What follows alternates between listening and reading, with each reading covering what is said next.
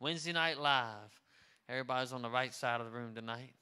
Miss Cindy, I don't know if you can see me or not. I'm trying not to move too much, but welcome to all who are here and those who are on Facebook as well and YouTube. We want to welcome you, especially Matt and Rich. Matt and Rich. Glad y'all are with us today. And T-Joe from Las Vegas. That's a foreign country. From Las Vegas. And whoever else is watching out there. So we're going to go to Matthew, the book of Matthew, in honor of Matt watching from Baton Rouge, right? Matthew 25. Matt, Miss Kendra's over here with a big smile on, brother. She's happy as can be over there. Matthew 25. Okay, so I'm not quite sure how to teach this. I'm thinking I might just read through it and see if you catch what I caught. So put on your investigative minds. See if you can catch what I caught. Okay, Sherlock Holmes. Okay? All right, so Matthew 25. Let's see. Jesus in verse 14 says, again, talking about the kingdom of God, the kingdom of God. He says, it would be like a man going on a journey who called his servants and entrusted his property to them. To one, now think spiritually here. To one, he gave 5 talents of money, to another 2 talents, and to another 1 talent, each according to his ability. Okay? And this is a very popular passage, the parable of the talents. Then he went on his journey. The man who had received the 5 talents went at once and put his money to work and gained 5 more. So he put his money to work. Just a little hint there. Okay, put your investigative minds on. He put his money to work. He put what he had been given to work. Now watch. And he gained 5 more. And gained 5 more. Let's say it that way. So also the one with the 2 talents gained 2 more. But the man who had received the 1 talent went off, dug a hole in the ground, and hid his master's money. After a long time, the master of those servants returned and settled accounts with them. The man who had received the 5 talents brought the other 5. Master, he said, you entrusted me with 5 talents. See, I have gained 5 more. His master replied, well done, good and faithful servant. You have been faithful with a few things. I will put you in charge of many things. Come and share your master's happiness. The man with the 2 talents also came, Master. He said, you entrusted me with 2 talents. See, I've gained 2 more. His master replied, well done, good and faithful servant. The Greek there is well done, agathos and pistis servant. It's goodness that comes from heaven and entrusting servant. That's what's being said there, by the way, just so you know. You've been faithful with a few things. I'll put you in charge of many. Come and share your master's happiness. Then the man who had received the 1 talent came and said, Master, he said, I knew that you are a hard man, harvesting where you have not sown and gathering where you have not scattered seed. So I was afraid, fear, and went out and hid your talent in the ground. See, here is what belongs to you. I'm so tempted to start telling you what I want you to see, but you're supposed to have your investigative minds on. Okay, so just see if you catch it. His master replied, you wicked, lazy servant. So you knew I harvest where I have not sown and gather where I have not scattered seed. Well, then you should have put my money on deposit with the bankers, so that when I returned, I would have received it back with interest. Big part of the answer right there. take the talent from him and give it to the one who has the 10 talents. For everyone who has will be given more, and he will have an abundance. Whoever does not have, even what he has, will be taken from him. Throw that worthless servant outside into the darkness, where there'll be weeping and gnashing of teeth. Weeping and gnashing of teeth. Gnashing of teeth was is an expression of anger.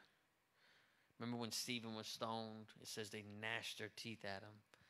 And they put their fingers in their ear and screamed and gnashed their teeth. It was an expression of anger.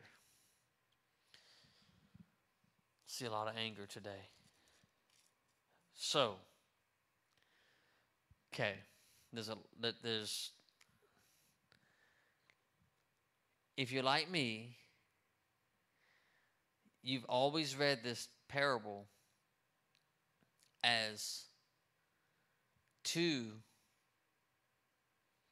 took what was given them and went and made more, and the other one did nothing.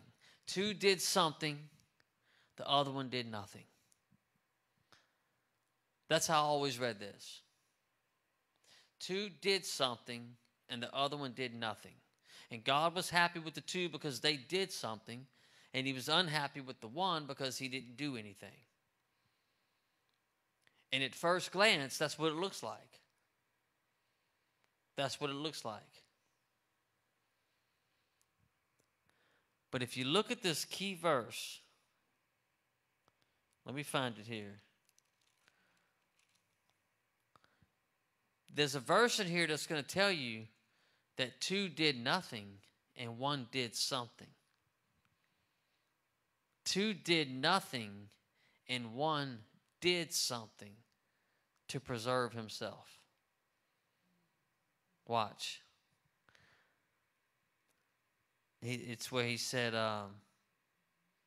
verse 26, you wicked and lazy servant, you knew that I harvest where I have not sown and gather where I have not scattered seed. Well then, watch what Jesus says he should have done. You should have put my money on deposit with someone else, with the bankers. Now you know how that works at the bank. When you get a, let's just say a 401k or any type of financial tool like a CD or something where you give it up to someone else and you hope it works out okay. You give it to someone else, and if that person doesn't produce something, you're left with nothing. That's what two of them did. Come on in, Joko. Come have a seat, brother. Two of them actually took what was given to them according to their abilities. Oh, how confusing. Oh, boy, be careful. Take what you're able to do and assume that God's counting on you to do it. What they did is they took what was given to them according to their ability and gave it to someone else to work it. That's fact. That's never taught with the parable of the talents. See, we see that it was according to their abilities, and we assume they did something. They did nothing. They gave their talents. They gave, let's talk about this for what it really is. They took what God had given them and gave it to the one who could produce more. They took their faith. It is faith. To he who has, more will be given. They took what God had given them and gave it to someone else to grow it. Jesus is the banker. He said you should have given it to the bankers. What is he really saying? You shouldn't have trusted that in your own hands. That's what he's saying. And the one who was called wicked and lazy, what did he do? He wanted to protect what he had. He wanted to protect what he had on his own. Now, he hid it and buried it, but many Christians will say, I'm taking my salvation and I'm going to protect it by what I do. You see, I'm afraid to take my salvation and fully give it to Christ, and if he doesn't protect it, it don't stay protected. If he doesn't grow it, it don't grow. If he loses it, it's lost. It's not mine. Even my very salvation, it's not mine. Even this one thing that God has given me, I give it back to Christ. And I say, if you don't grow it, it don't grow. If you lose it, it's lost. I'm left with it. Lord, if you don't present it to the Father, I have nothing to present. Now, that's faith. That's faith. Faith is not saying, since I'm saved, I want to make sure God always considers me saved, so I'm going to go do this, this, that to comfort myself, to look good before God one day, and I have something to show him. When we do that, we're actually taking the real thing and burying it. And we're showing the counterfeit thing. We're taking, we're taking the real thing that he has given us, the life of Christ, and we're burying it out of fear of losing it. We're burying it, we're putting it aside, and we're coming up with the counterfeit life of Christ to make ourselves feel, because there's more activity. There's more activity, even though it's counterfeit. It's flesh activity. There's more activity, and we feel good with more activity. And what have we done with the real thing? We buried it. And Jesus is saying, you would do better to take the real thing and give it to Christ and say, if you don't grow it, it don't grow. And guys, you already understand that because you have retirement accounts and you have CDs and you have whatever it is that you have. So you know how this works. If you're like me, you look at your report once a month.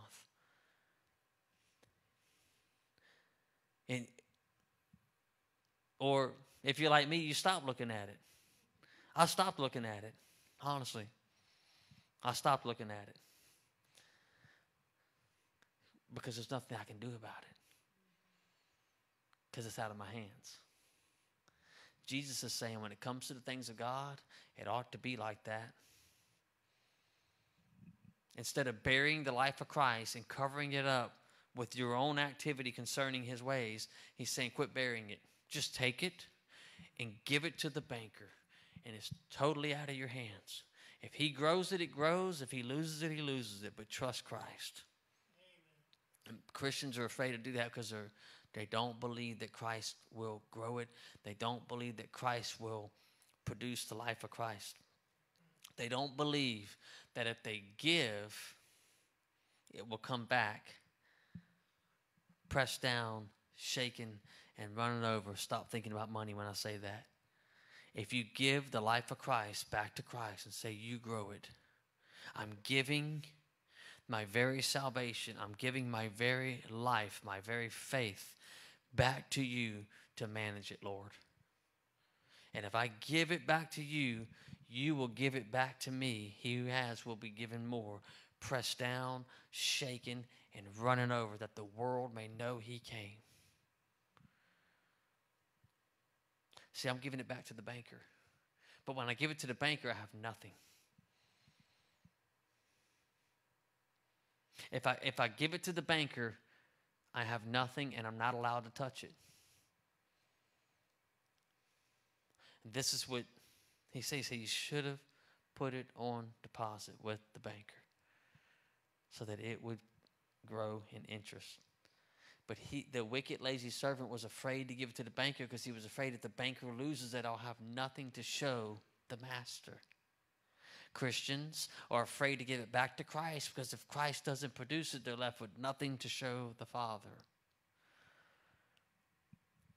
So they manage it themselves. And in their management of it themselves, they are actually burying the life of Christ. I knew this would get taught well. But I knew it would not be because of what I brought. I didn't bring that part. I'm telling you, I didn't bring that part. I knew this would come. Man, God is so faithful with that. I didn't see that. We're burying the life of Christ when we manage the life of Christ ourselves. It's a reality. And here's the good part. Here's the Neosporin to that ouch, brother. Here's the good part. Christ has entrusted this very few people with this understanding. Now give it back to him. Everything Christ gives you, give it back to him. If he's given you the ability to teach, give it back to him so he may teach through you. If he's given you the ability to prophesy, give it back to him so he may prophesy through you. Don't get out in front of him. Give it back to the banker.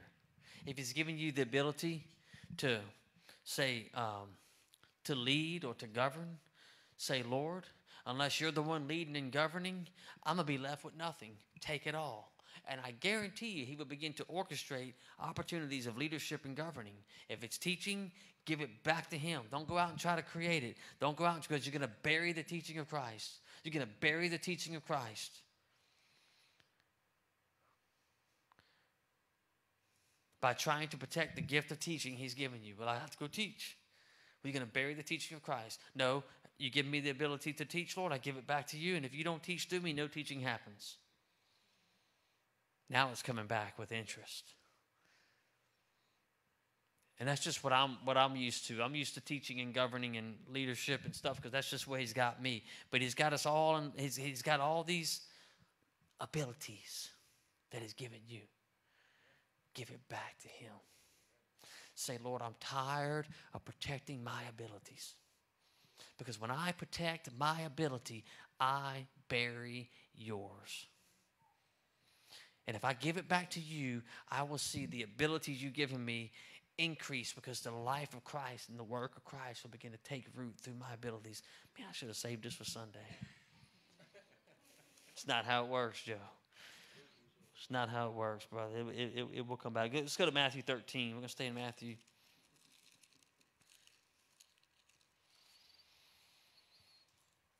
This is coming off differently. Better than I thought.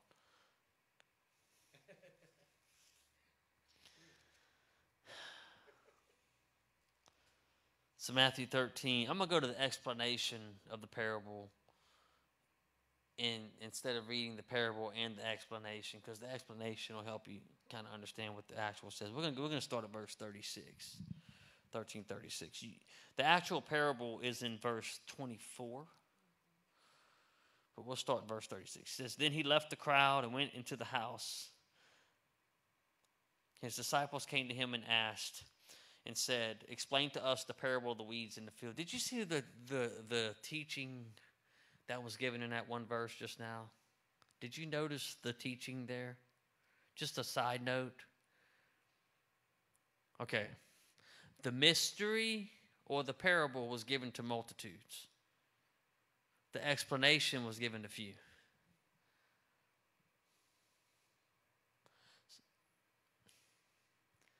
That should mean something to this crowd we have here. Just know that it was in the house, in the abiding place, not where the crowds were, not where the human activity was. It was in the house. It was underground. Guys, there's an underground location that you know about between you and Christ. It's in that place. That underground location that you and him have. That place where you close your eyes every now and then and you say, Lord, if you don't come alive in me, that I remain lifeless. Those little conversations you have with God. That's the house. That's the abiding place that he's given you. When he said, I go and I prepare a place for you in my Father's house are many rooms, that's one of those rooms.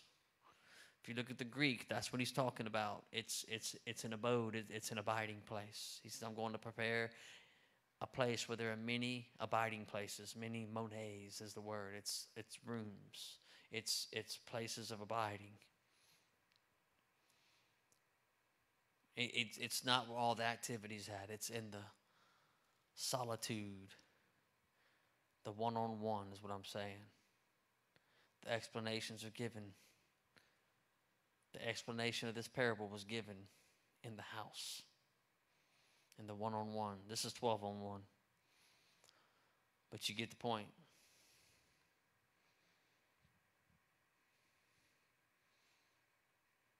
It wasn't with the multitudes, and it was multitudes. The parable was given to multitudes. In 13:1, it says that they sat by the lake, and large crowds gathered around him as he had to get into the boat to speak. It was multitudes. But the explanation was given in the house. So just keep that in mind. Especially in a small church. Sometimes we begin to think like, hey, is something wrong? Is something going on? No. There's nothing wrong. God ministers in small spaces at times. And he also ministers in large crowds, doesn't he? You know, we're getting off topic, but I tell people that you can look at times where Jesus purposely became small, from 5,000 to 12, and was willing to get smaller if that's what it took for complete trust to take place. And there were other times where the church was 3,000 were added to them in a single day. They were both God. It's just as long as God's having his way is what matters. You see? So it is good. This is real good where we're at.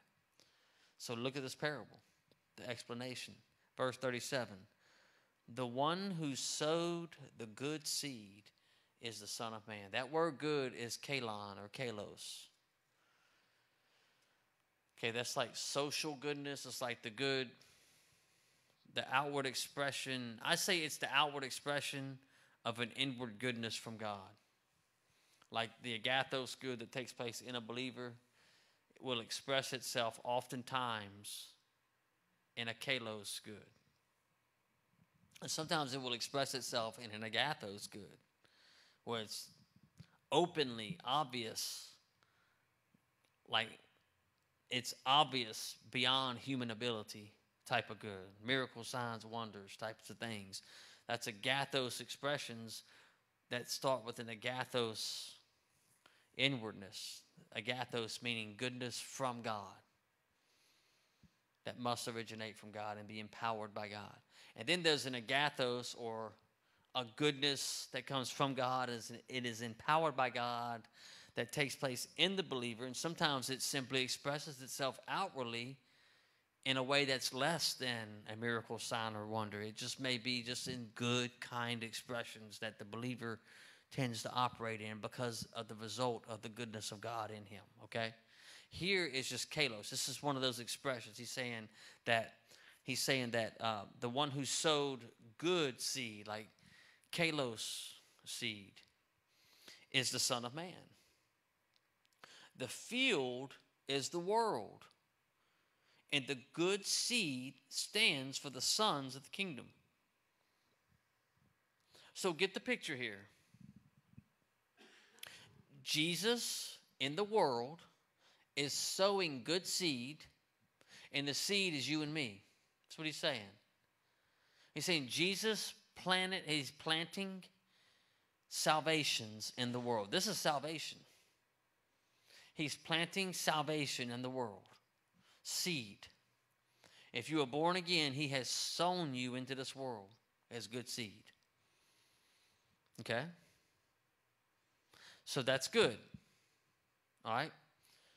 But watch. The weeds are the sons of the evil one. That word in Greek is poneros, which is toilsome evil. It's evil because of the toil. It's not evil because of the action, whether it be murder or jealousy or drunkenness or whatever, sexual morality. That's not what's making this evil. What's making this evil is that there's toiling specifically. So this is when man tries to work towards the goodness of God that must originate from him. He's saying that the enemy sows this. And he sows it amongst the good seed. He sows it amongst those who are saved. In this world, in this field, did the farmer sow any bad seed? No. The farmer sowed good seed, yet in the same field of nothing but good seed, an enemy came and sowed, in addition to the good seed, in addition to the salvations that were sown, the enemy comes amongst those seeds, amongst those saved, and he sows a toilsome evil seed. That's the picture. He's talking about a field that a farmer owns. And the farmer has only sown good seed. How did bad seed get on his farmland? An enemy came and did it. So what we're seeing here is that we're not talking about amongst the whole world. We're talking about amongst the seed that Christ has sown, amongst the salvations that Christ has birthed. There has been an evil one that has come and sown seeds of toilsome evil. Toiling in the flesh effort to produce God's goodness that must originate from him. That's the picture here. And the enemy who sows them is the devil. The harvest is the end of the age, and the harvesters are angels. As the weeds are pulled up and burned in the fire, so will it be at the end of the age. The Son of Man will send out his angels, and they will weed out of his kingdom everything that causes sin and all who do evil. Now that word evil there is not poneros, by the way. It's lawlessness. It's good to look it up. So he does not say, I just want you to hear this. He does not say that he's going to throw in the fire those who toil. That's not what he's saying. He says everything. So our acts of toil, an attempt to please God, we're actually, what are we doing when we do that? We're burying the talent that he actually gave us. We're burying the life of Christ. He's saying that fruit that you're producing and doing that, that thing's going to be thrown in the fire. It's not going to be worth anything. But he doesn't say he's throwing your soul in the fire. He's saying those who live a life of lawlessness, those who do evil, lawlessness, that's who he's talking about there. But he says that the thing, everything in addition, gets thrown in the fire. So this is not saying that, hey, if you have found yourself toiling to produce the goodness of God, you're going to hell. That's not what I'm saying. But that thing that you end up producing probably is. It's going to amount to nothing but fire. It's going to burn up when it's tested by fire. There's that fire talk again.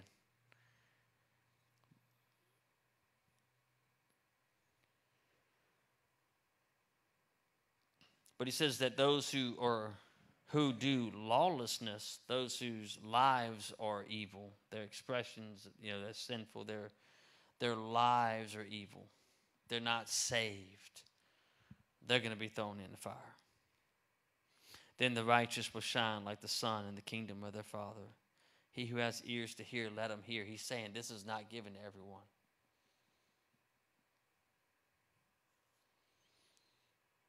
So again, this field was sown by Christ, salvations. The sons of the kingdom are the seed, he says. So he has sown salvations into his field. And within those salvations, an enemy has come and has tempted many to toil for the goodness of God. And in so doing, they have buried that talent. That's the danger.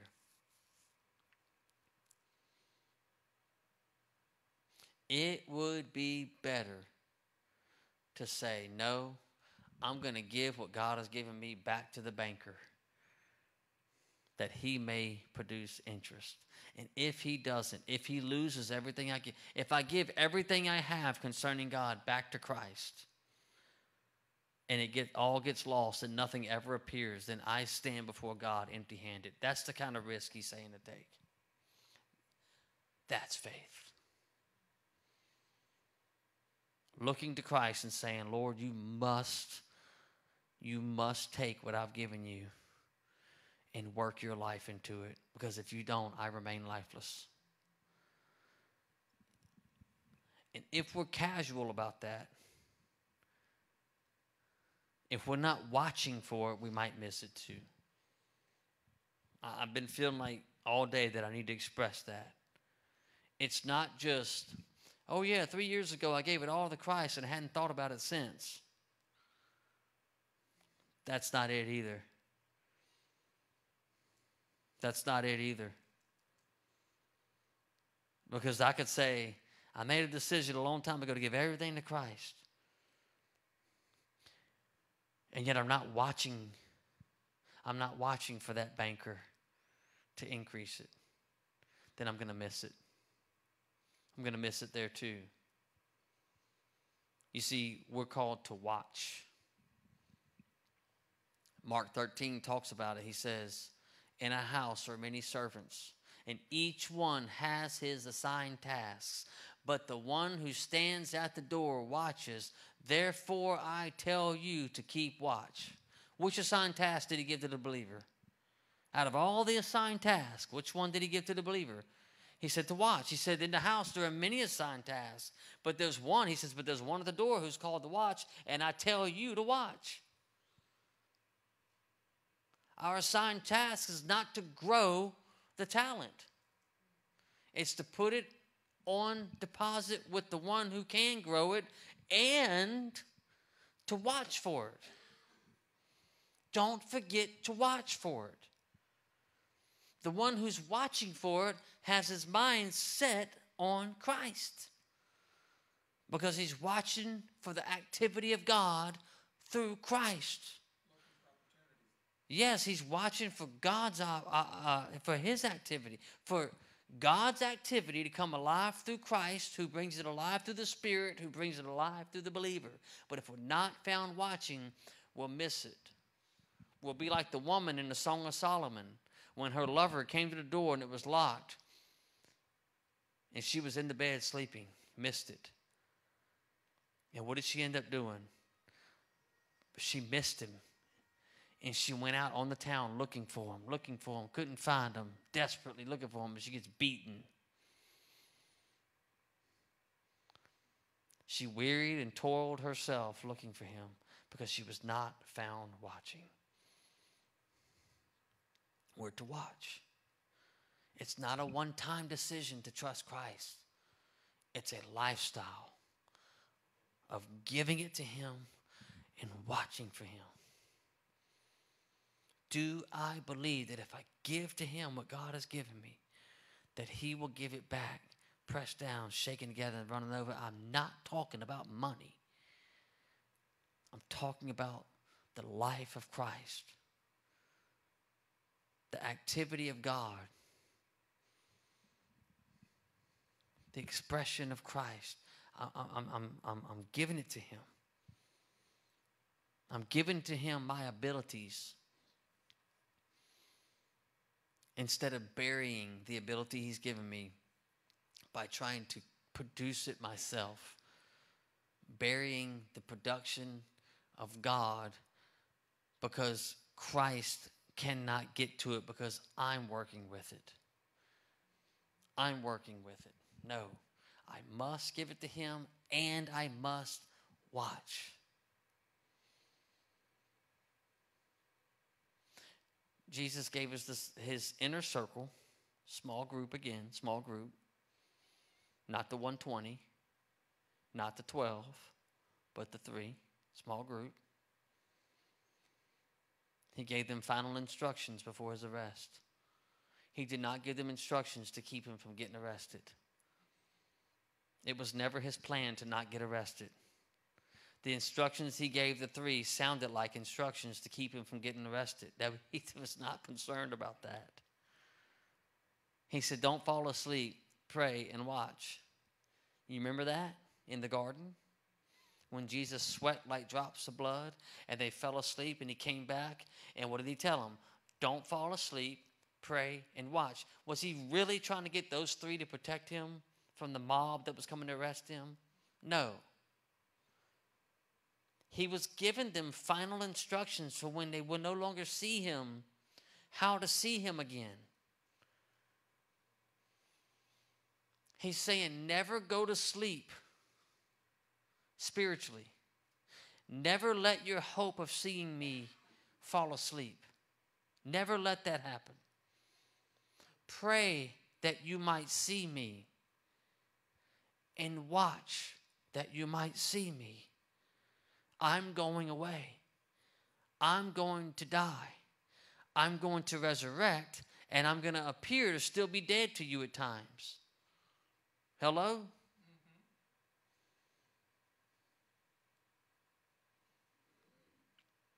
Guys, I'm going to go ahead and call this out right now. This just came to me. Take a good look around at this room right now.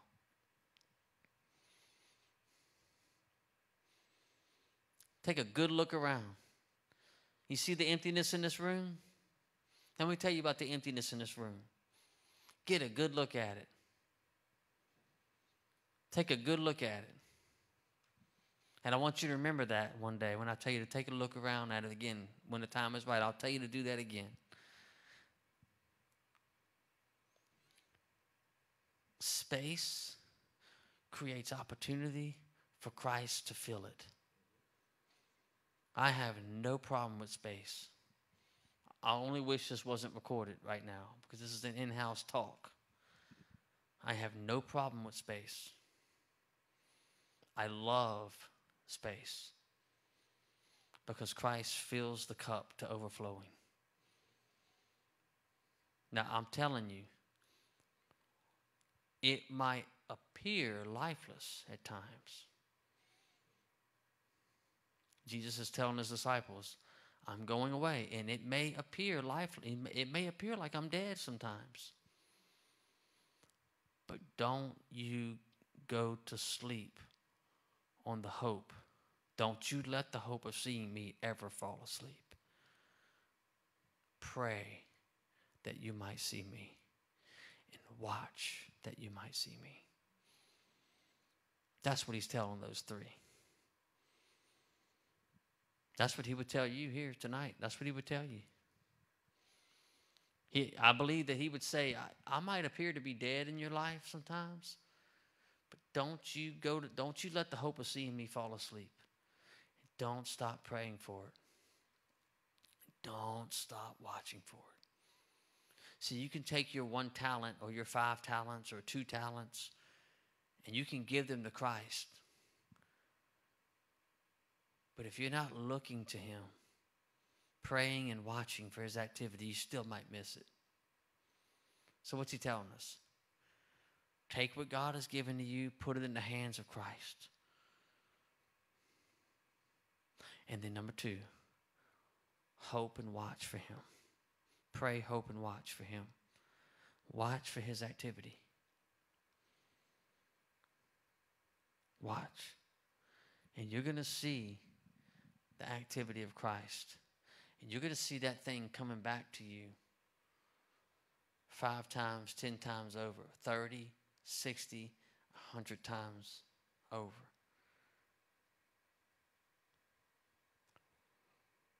The clutterness of Christianity. That's a message coming. I do believe the clutterness of Christianity. We have cluttered the cup with our efforts for God. There's no room. We have cluttered the cup with our activities for God that there's no room for the activity of Christ concerning God. Christianity is afraid to strip itself down before God and be naked as Adam and Eve was, and saying, if you don't clothe us, we don't get clothed. Christianity would teach that it is faithful to do something for God. And I would argue that the greater faith is to do nothing for God and fully trust that Christ is going to do something from your nothing. Amen. Which one's greater? Let me do something for God and call it God? Or let me do nothing for God, and unless God does something, nothing happens. And if nothing happens, I'm in trouble with him because I'm called to do all kinds of things for him. But yet I trust him to produce every bit of it. Which one's greater faith? Ask yourself. If you're honest with yourself, you'll probably say, I was at least at one time deceived on that.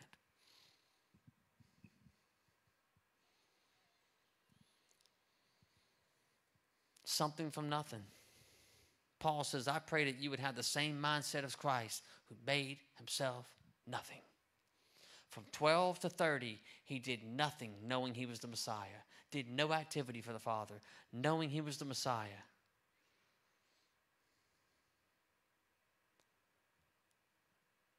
He wasn't afraid that, well, what if one day I'm walking down the street and a boulder falls off one of the walls and hits me in the head and kills me and I don't accomplish the work of the Father? That could have been a real thought for Jesus. Who knows, right? It could have been a real thought. What if I'm walking down the road and everything's made out of stone here and there's mountains and all this stuff, and what if a rock hits me in the head and I die and I don't accomplish any of the works? From 12 to 30, he knows he's the Messiah and doesn't touch it. Fully convinced that unless the Father does it, I'm not doing it. Now, that's a foolish example, I know. I don't think Jesus was scared of that. That's not the point. But the point is that a thought like that could have come to him, or let's say if we were him, a thought like that would have come to us if we would have set out to do some stuff in case the Father doesn't do it. Now, you know that's true. Well, see, Jesus took the mindset of, I'm not doing anything unless the Father does it. I'm not touching it. Something from nothing. How did the creation start? From nothing. How did your life start? How did you get here? What did you do to get here? You know what you did? You became aware that you were alive one day. You became aware that you were alive. You had nothing to do with it, did you? Something from nothing. It's a good thing you had nothing to do with it. You probably wouldn't believe in God. But you know that something came from nothing. You had nothing to do with it. Let me tell you, your spiritual life is very similar. God would say, lower your activity concerning him. Lower your activity concerning him. That's taking your talent and giving it to the banker. And pray and watch for his activity concerning him. You'll end up with 5 more talents. You'll end up with 10 more talents. And it's going to be obvious to you that it's him. Obvious that it's him.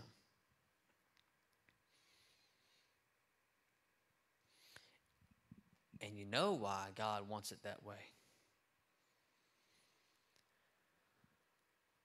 Let's talk about the activity for God.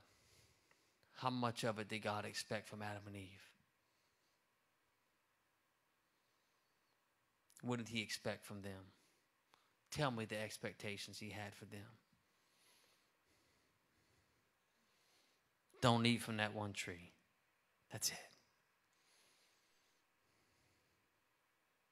And it wasn't just to have a commandment, because God loves commandments. It was because he knew if they ate from that tree, and he knew they would, that they would start to have a need to know something, to do something. They wanted to know something so they could do something, so they wouldn't have to trust God to do the something and to know the something. They wanted to know something so they would know what to do, so they wouldn't have to trust God to do from what he knows needs to be done. And what did that do to their relationship? hindered it, broke it. Broke it. You see, it wasn't the activity of man that grew the relationship with God. It was the lack of activity of man that protected the relationship with God. You see it?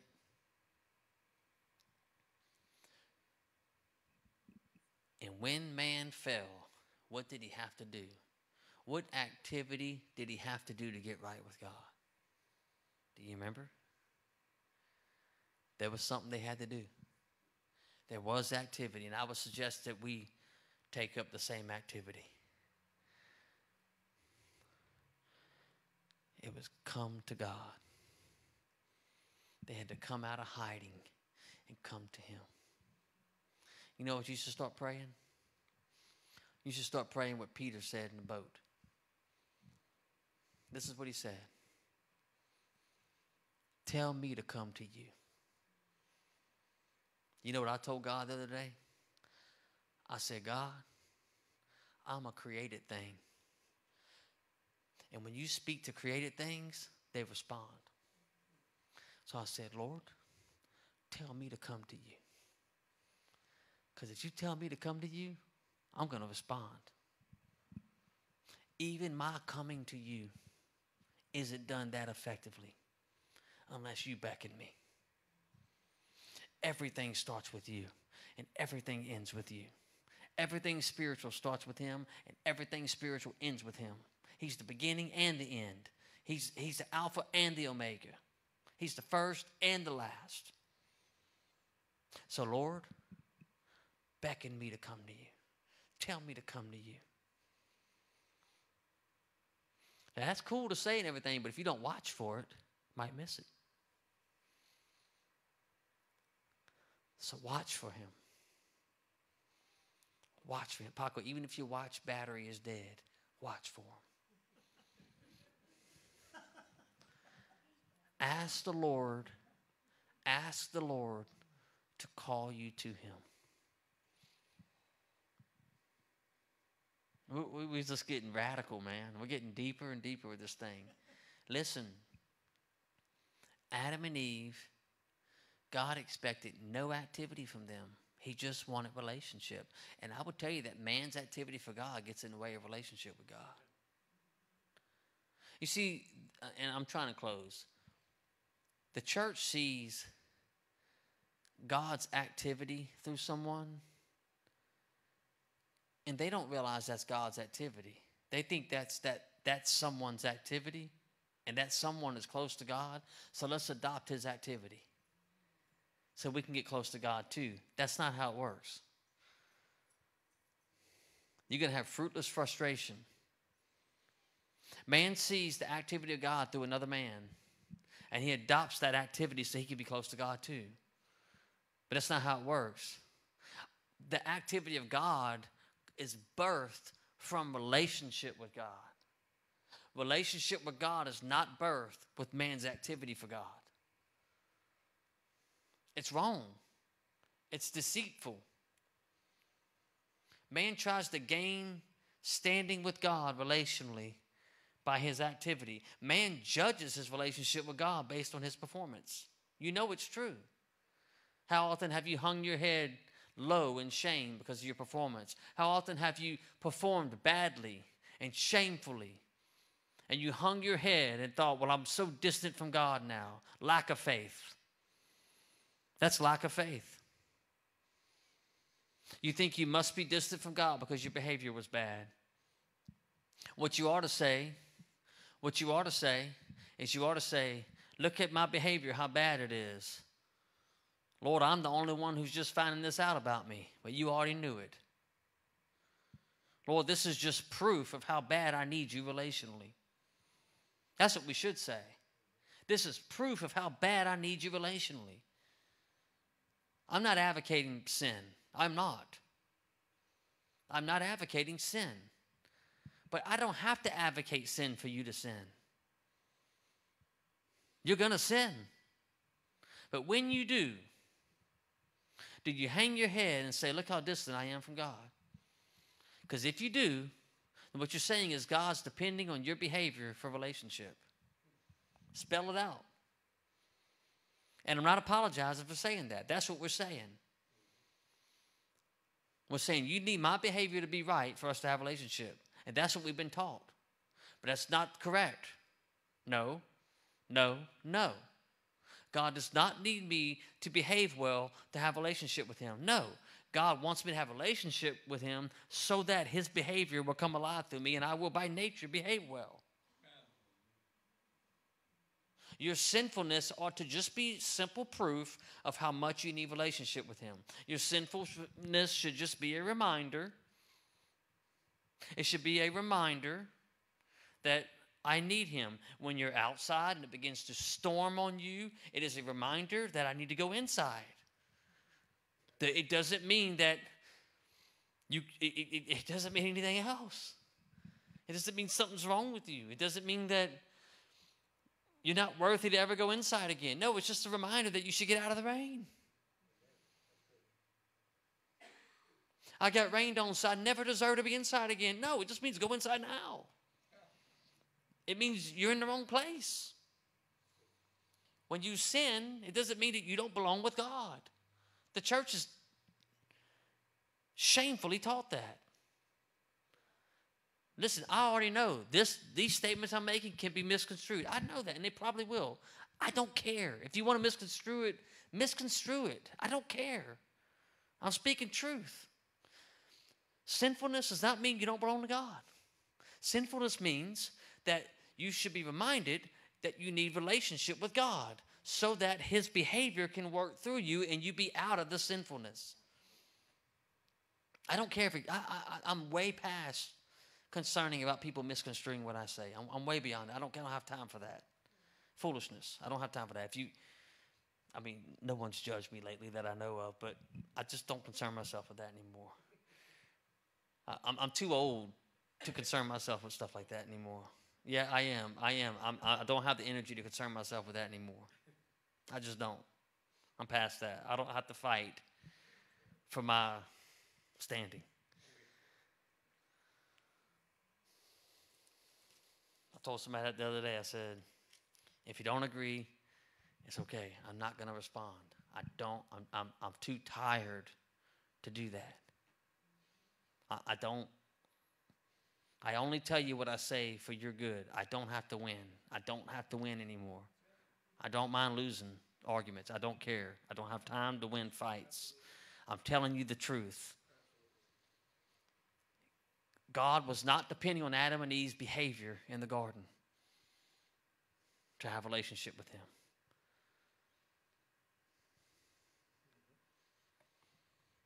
Their behavior was just fine because they had a relationship with him.